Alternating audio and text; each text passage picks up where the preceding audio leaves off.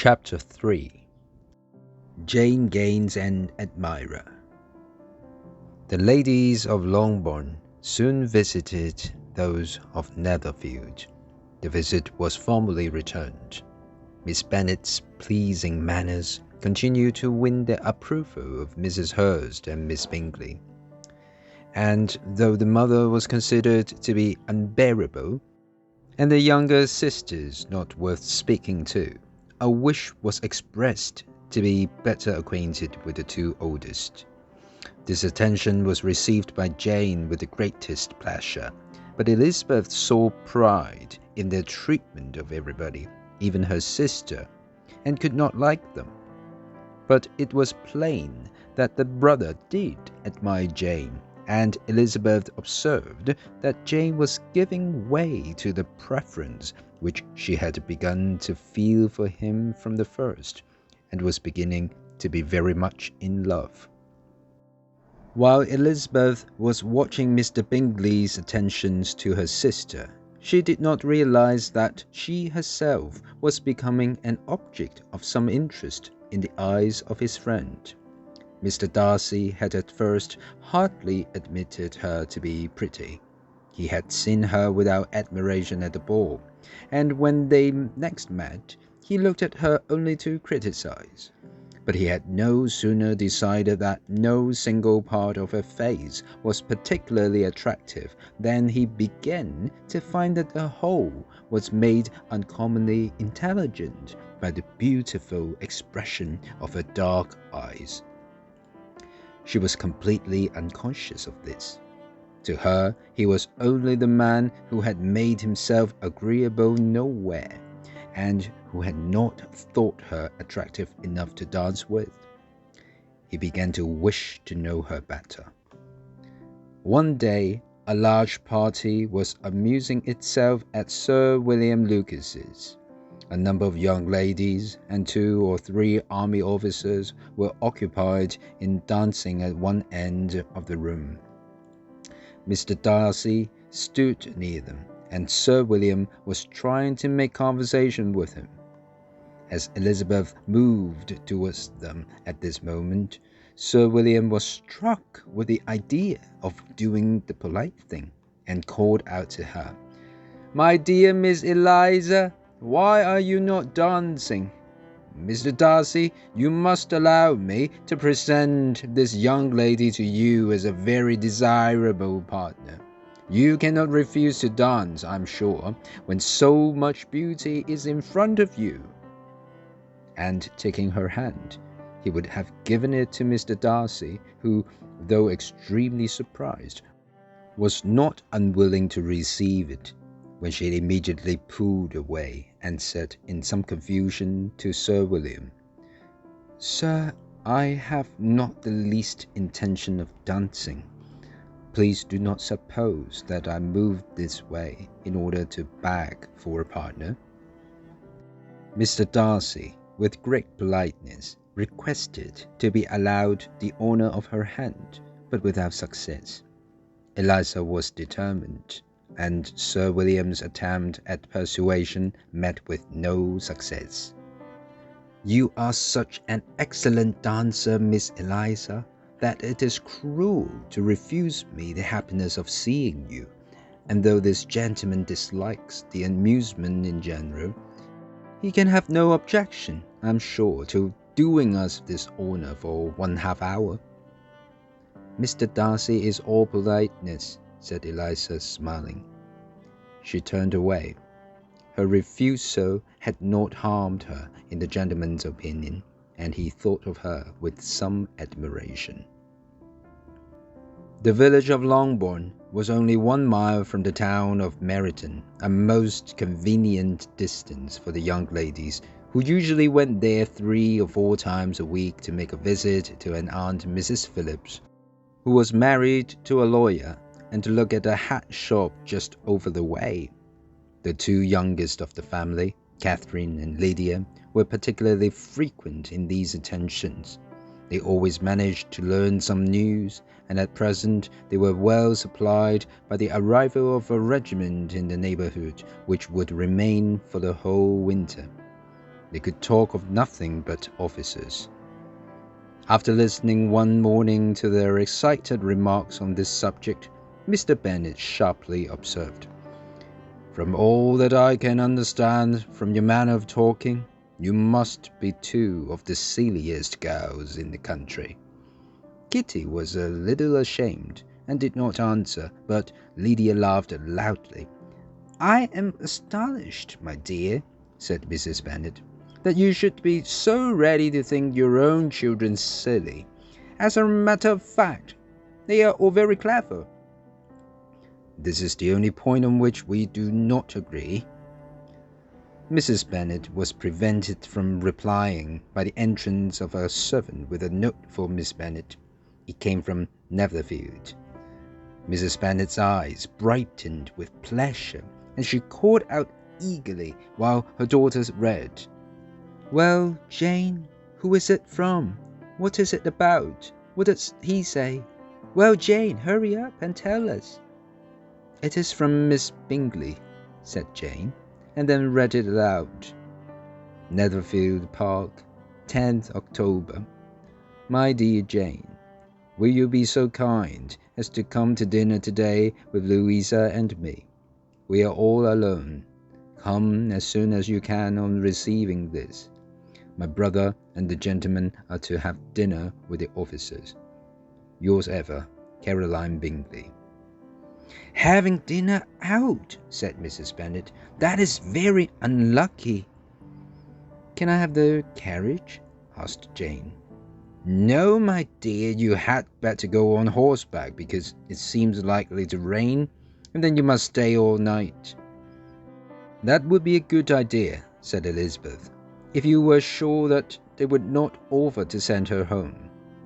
"Oh, but the gentlemen will have used Mr. Bingley's carriage to go to Meryton." "I would much rather go in the carriage," repeated Jane. "But, my dear, your father does not have enough horses. They are wanted on the farm." Jane was therefore forced to go on horseback, and the mother followed her to the door with many cheerful wishes for bad weather. Her hopes were answered. Jane had not been gone long before it rained hard. Her sisters were anxious for her, but her mother was pleased. The rain continued the whole evening. Jane certainly could not come back. "This was a good idea of mine," said Mrs. Bennet. Breakfast was hardly over next morning when a servant from Netherfield brought a note for Elizabeth from Jane to say that she was unwell. "Well, my dear," said Mr. Bennet, when Elizabeth had read the note out loud, "if your daughter should have a dangerous attack of illness, if she should die, it will be a comfort to know that it was all the result of going after Mr. Bingley, and following your orders." "Oh, I'm not afraid of her dying. People do not die of little things like colds. They will take good care of her." Elizabeth, feeling really anxious, decided to go to her sister. The carriage was not available, and as she did not ride a horse, walking was her only possible way. "How can you be so silly?" said her mother. "In all this mud, you will not be fit to be seen when you get there." "I shall be very fit to see Jane, which is all I want."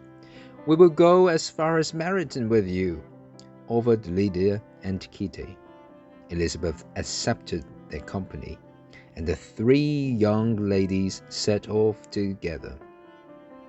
At Meryton they parted, and Elizabeth continued her walk alone, crossing field after field impatiently, and finding herself at last within sight of the house, with tired feet, dirty shoes, and a face bright with the warmth of exercise.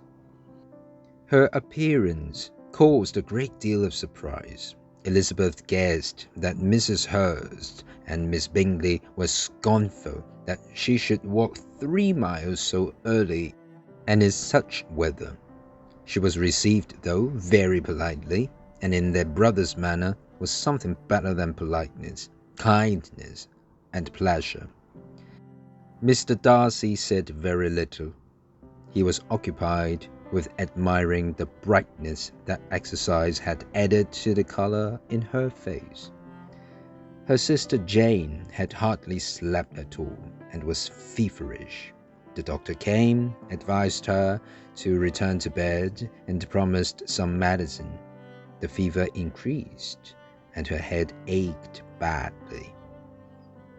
Elizabeth stayed with her until 3 o'clock, and then felt she must go.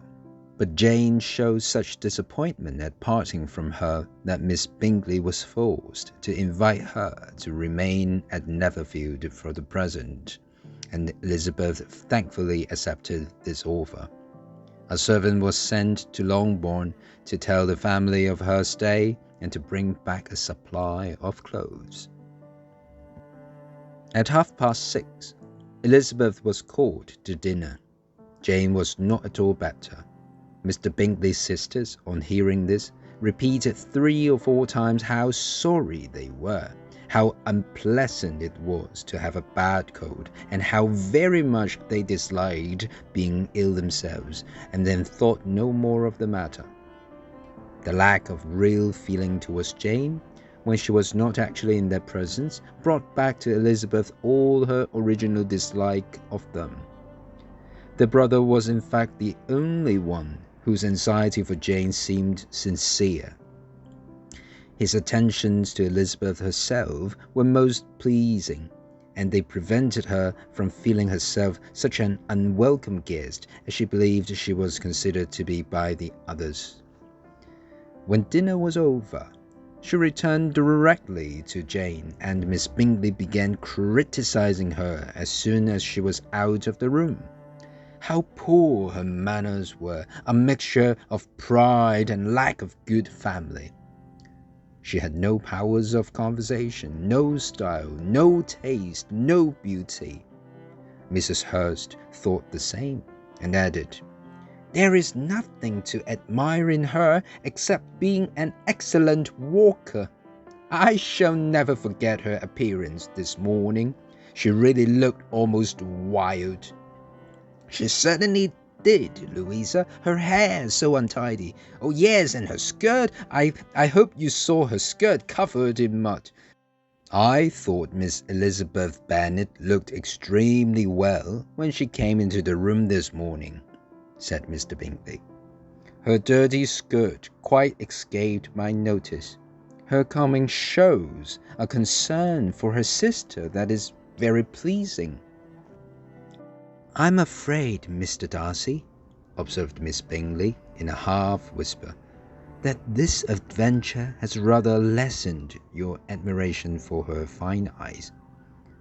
"Not at all," he replied. "They were brightened by the exercise." A short pause followed this speech, and Mrs. Hurst began again. "I am extremely fond of Jane Bennet. She is really a very sweet girl. I wish with all my heart that she were well settled. But with such parents and such low relations, I am afraid there is no chance of it." "It must greatly lessen her chance of marrying a man of good position," replied Mr. Darcy. Mr. Bingley made no answer to this speech, but his sisters gave it their full agreement, and continued for some time to make fun of their dear friend's inferior relations. Elizabeth spent most of the night in her sister's room, and in the morning requested that a note be sent to Longbourn, asking her mother to visit Jane and form her own judgment on her condition. The note was immediately sent, and Mrs. Bennet, with her 2 youngest girls, reached Netherfield soon after breakfast. If Mrs. Bennet had found Jane in any real danger, she would have been very upset, but when she was satisfied that her illness was not serious, she had no wish for her immediate recovery, as her return to health would probably remove her from Netherfield. She would not listen, therefore, to her daughter's proposal of being taken home, nor did the doctor, who arrived at about the same time, think it advisable. Mrs. Bennet repeated her thanks to Mr. Bingley for his kindness to Jane, with an apology for troubling him also with Lizzie. Mr. Bingley was eager that his two guests should remain, and forced his younger sister to be polite too. She did this duty, even if rather unwillingly, but Mrs. Bennet was satisfied and left soon after that. The day passed much as the day before had done. Jane was slowly recovering. In the evening, Elizabeth joined the company in the sitting-room and took up some needlework. Mr. Darcy was writing a letter. When that business was over, he asked Miss Bingley and Elizabeth to play some music. Miss Bingley moved eagerly to the piano. After a polite request for Elizabeth to begin the performance, which Elizabeth refused with equal politeness, Miss Bingley seated herself. Mrs. Hurst sang with her sister, and while they were employed in this, Elizabeth could not help noticing how frequently Mr. Darcy's eyes fixed themselves on her. She could hardly imagine that she could be an object of admiration to so great a man, but it seemed even stranger that he should look at her so, because she knew he disliked her. She could only suppose that she drew his attention because there was something wrong about her.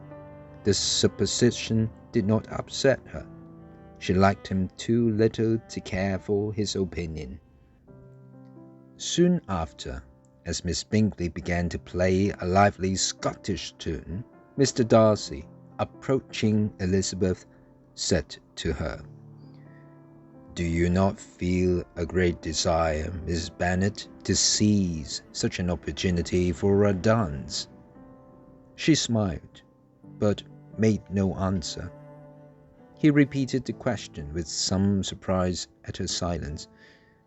"Oh," she said, "I heard you before, but I could not decide immediately on what to say in reply. You wanted me, I know, to say yes, so that you might have the pleasure of thinking badly of my taste, but I always enjoy defeating such intentions.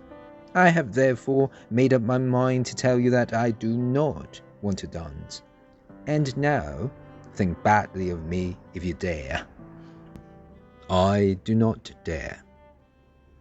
Elizabeth, having rather expected to offend him, was astonished at his politeness, but there was a mixture of sweetness and intelligence in her manner that made it difficult for her to offend anybody. Darcy had never been so attracted to any woman as he was to her. He really believed that if it were not for her inferior relations, he would be in some danger of falling in love. Miss Bingley saw, or thought she saw, enough to be jealous, and her anxiety for the recovery of her dear friend Jane was increased by her desire to get rid of Elizabeth. As a result of an agreement between the two sisters, Elizabeth wrote the next morning to her mother to beg her to send a carriage for them during that day. Mrs. Bennet sent them a reply that they could not possibly have it before Tuesday. But Elizabeth had decided that she could stay no longer, nor did she very much expect that she would be encouraged too.